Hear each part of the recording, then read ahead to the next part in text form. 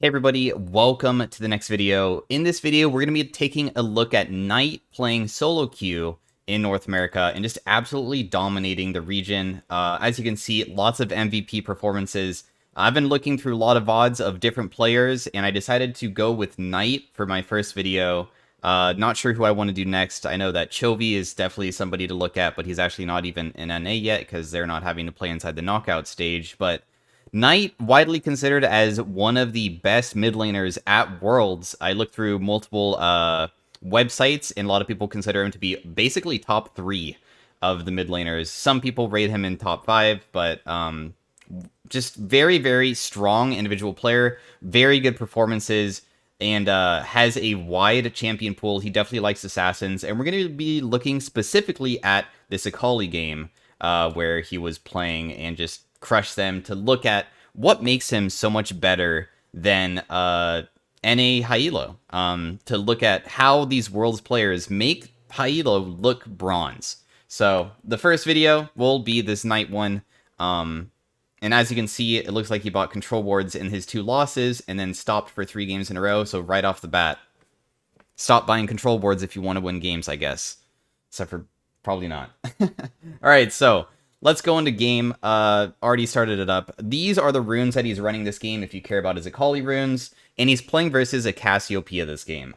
So, started off with the Doran Shield. He has the second wind to make it so he doesn't have to be harassed too much inside of a heavy poke lane. If you think that the game looks a little bit zoomed out, it's because it probably is. You can zoom out even further, but I'm trying to keep it like just a tiny bit zoomed out. You can see a little bit more when you zoom it out. So right off the bat, going for Q poke on a Cassiopeia early.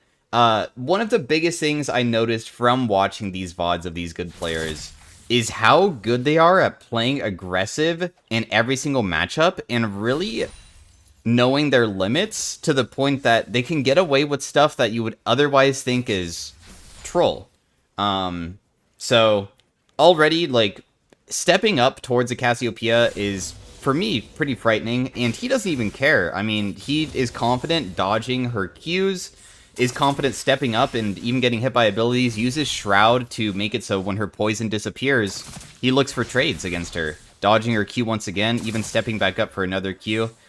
It is a Cassiopeia at the end of the day, so, I mean, if you do get hit by one, this happens. But he does a perfect flash. And this is big, because Cassiopeia actually doesn't have TP. So he immediately calls over his jungler with pings, and has a gank go off because Cassio has no flash now. And they die, but he also dies for it. But this is big, because he has TP and Cassio doesn't. So this is a huge wave that's actually going to be crashing underneath his tower, while he just TP's back mid. I'll speed up some of the parts of the video, like when he comes back in lane and stuff. Went for a Dark Seal for his first purchase.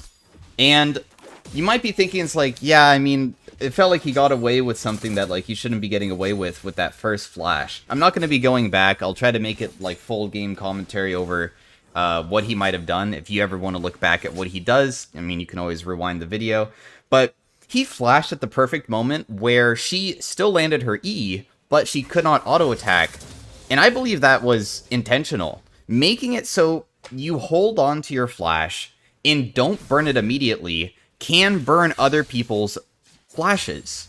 And that's actually a huge thing to do, because if you flash too early, then the Cassio might not flash, and then you just waste your own. Holding on to it for the perfect moment where you can both burn each other's is huge. You can see he's just CSing here, getting hit by some of the Qs, but backing away, not wanting to get hit by her E, and she's also not stepping up, maybe being a little bit scared. But the amount of pressure that these players put on others, right here, he dodges her Q, goes for a Q auto attack, and then backs away using her E.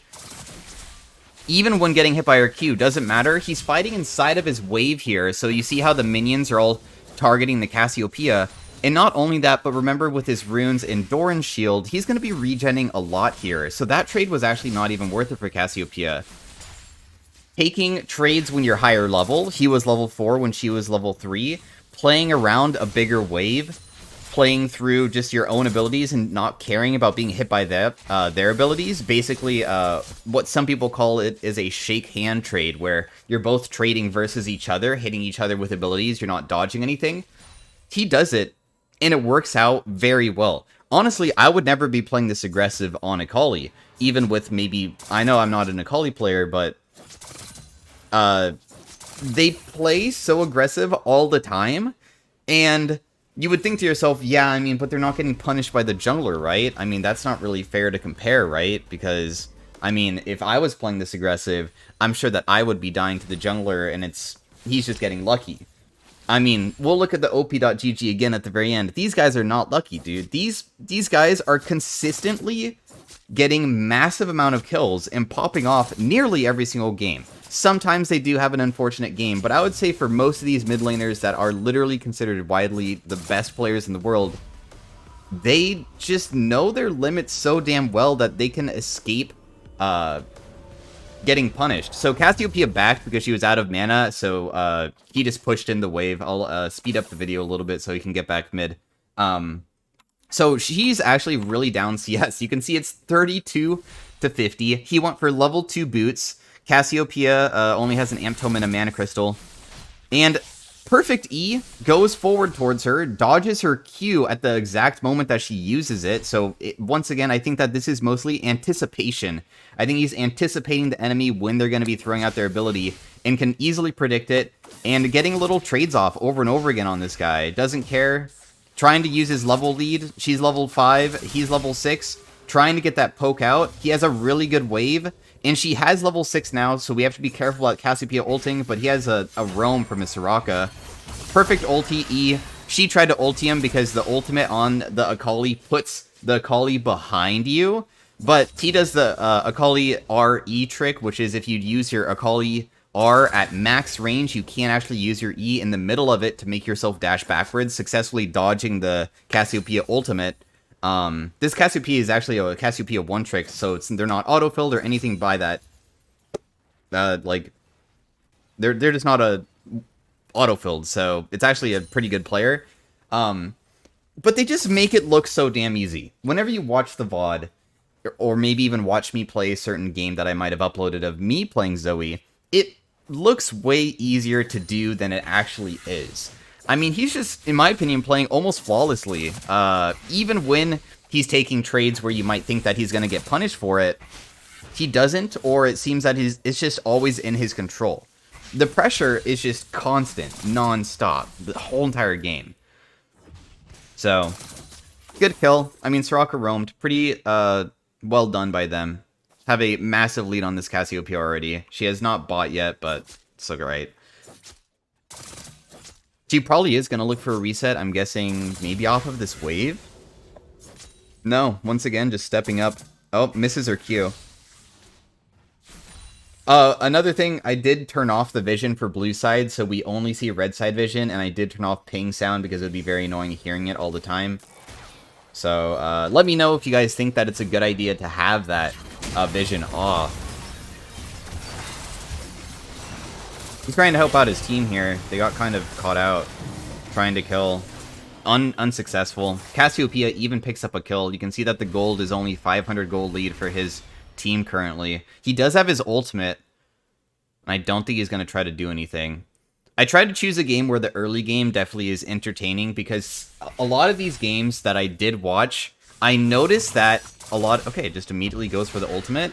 Gets hit by the Cassio ultimate. Still fighting her while still inside the shroud.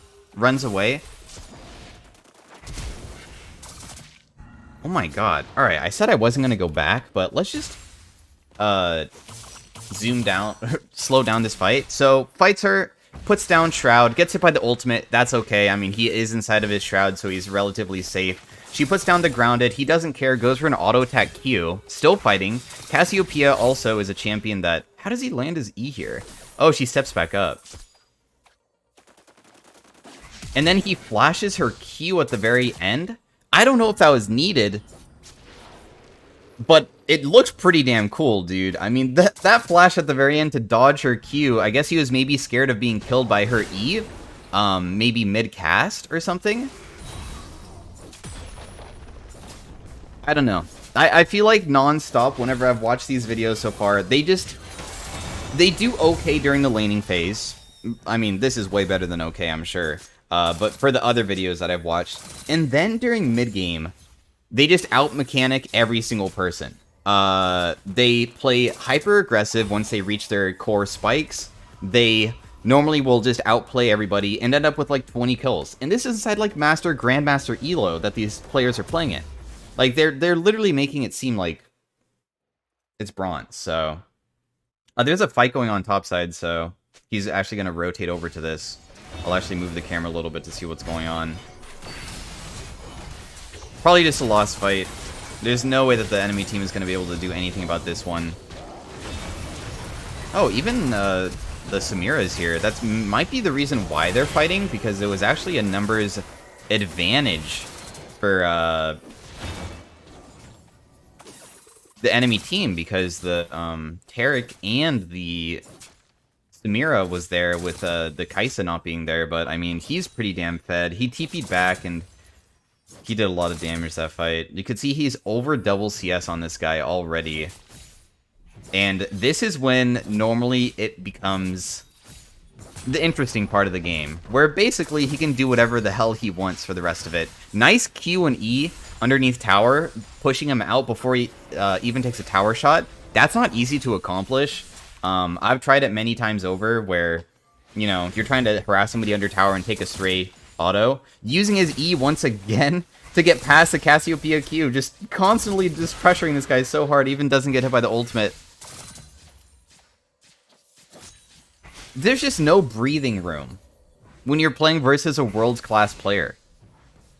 It just goes underneath tower, misses his E, but that's okay. He just walks back up, doesn't care, goes underneath tower. Does he die here? No. It just kills her with the Q. She's desperate to probably get that kill back. I mean, they're so far behind. Okay, Kha'Zix kills her, right? He's dead? She's executed. Oh my god, dude. That's so unfortunate for the enemy team. She's worth 900 gold. That sucks. The Kha'Zix has Ignite instead of Flash, so that's probably why she was able to escape. We'll fast forward a little bit so we can see her get back onto the map. What does she have? She has her Proto Belt now, so... Will she just immediately all-in as soon as she gets back her ultimate? That is the question that I'm seeing. That will be something that probably happens next.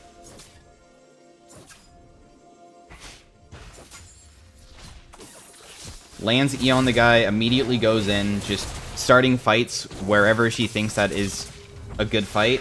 Just easily sidesteps the ult. Like, listen, it looks like Cassio is missing, but in my opinion, it's more so that he's just positioning well where it's hard to land the ultimate versus him in the first place. He makes it look so damn easy to do. Because that's what I'm saying, like, you think to yourself, yeah, I mean, he's dodging, sidestepping the Cassio ult after taking the E in, using... Well, actually, ult, he didn't even use his E, he used it on Kha'Zix, but ulting, and then barely sidestepping it so he doesn't get stunned, and then chases her down. Whenever you're super fed on any champion, this is the best way to honestly win games. It doesn't matter what elo you're in. The best way to win games is being better than your opponent, getting a big lead, and translating that lead into actual bigger team fights, team play, objectives, whatever it might be. And that's what I've seen so far from the... I think I've seen like 6 VODs. So I chose this one out of all of the other ones. Because it really showcases how you can take a snowball and just do anything you want with it. Surprised he didn't take the EN. I mean, just... So hopefully I can find one of these guys. He built a Medjai's, by the way. That's his item. And the reason why Cassio might have not... Wait, did she just build that Negatron cloak? I didn't notice. Maybe that's why she took a little bit less damage there. So she's roaming bot. She did just shove out Cassiopeia. This is a good roaming opportunity. Tarek using the ultimate. Did he land his E? No, he didn't, right? Oh, he did. Goes in, just dives the guy. I mean, Soraka was tanking tower for him there, so no risk. Is he... Okay, he's staying. Cassio is staying mid, so... This should just be another free kill. Just dive. Nice. Kha'Zix is here as well, but it doesn't matter. Using ultimate. Another kill. Translating his lead to other lanes after he shoves the Cassiopeia. The Soraka just flashed after him. After he gets the damage onto the Cassiopeia to force her to base, rather than going for a kill, he actually went to another lane that time. Another kill. And he's 12, 2, and 2. Really good KDA. Been part of a ridiculous amount of kills. Already 24 stack Magi's.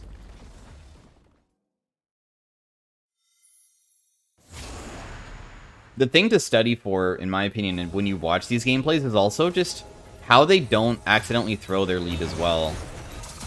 Because they normally do continue to just take numbers advantage fights and things like that.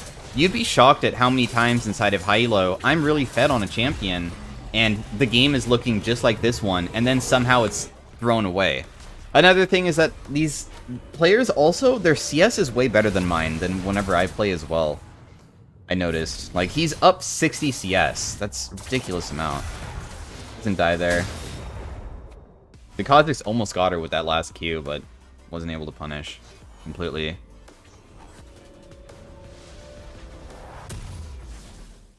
The Kai'Sa only has 4 KP out of 23 kills this game. She's TPing again. Looking for just starting another fight, I guess. I mean, she's really fed, so she can do anything that she wants right now. So much more fed than this guy, too. In terms of levels, I guess. Look at the items. Samira has 1 full item. I mean, Akali has an item plus 25 stack Magi and almost 2, right? With the other item, so... Sometimes I always look at KDAs and I'm like, wow, she must be like basically full build and the enemy doesn't have anything, right? No, I mean, Samira actually is kind of strong. Trying to flank in from the back here. Ulti E used well. Kill her before the Taric ultimate comes down. And should be an easy game. I mean, after this point, I think that nothing really much happens afterwards. It's just mainly outclassing the opponents in lane to make it so damn easy to win. So I'll speed it up a little bit because I'm pretty sure nothing really happens after this point. You can see on the thing. Yeah, so they FF'd. So anyways, hopefully you guys enjoyed the commentary and you can let me know about what you thought about the game. I looked at other ones and it was like a little bit different, but you can see, look at how many kills this guy gets per game. His CS per minute, always insanely high. He has over 10 CS a minute when he plays a control mage. When he plays something like an assassin, it normally will be a little bit lower because you mainly focus on getting kills and things like that. But the biggest thing is just the consistency of these players. So if you guys did enjoy this commentary, let me know what you guys want to hear next in terms of, do you think that I should change my commentary style, if you think that it was entertaining, educational, etc. And also what other players you guys want to see besides just Knight. Because we do have other players that are also very high elo, even higher than him. He does have more games played, but you can see that he's already Masters 300, 80% win rate, just crushing it every single game. This is Xiaohu, who is part of RNG. So another player to look at. I looked at some of his games as well because he had a 23 kill Silas game in Master Tier Elo. I mean, they're just so consistent. That's what I'm talking about with the just... I watch them like, man, these guys look like they're playing as if they like are just too aggressive all the time. They're going to get punished, right? I mean, you can't play like this all the time and be successful because eventually you're just going to get camped, right? No. Apparently not. Apparently these players are just always dominating their lane every single game. Of course, losses happen, but normally when they happen, they're still crushing it. So once again, hopefully you guys did enjoy it. This is Xiaohu that I might do a video on. There's also, I think this is Scout, who also is doing very good videos. And then we also have this player. who is part of the #1 seed in LPL, known as Yagao, who is part of JDG. And he is known for his Zoe, apparently, considered widely as one of the best Zoe players there is. So I might do a video on him eventually. So if you guys have any ideas of what you want to see next, or just opinions about my commentary style and what you want me to do for future videos, be sure to give me a comment below about what you want to see, because I can really do anything at this point. So yeah, thanks for watching. Hope you guys enjoyed it. I hope you have a good day, and I will see you guys next time. Bye.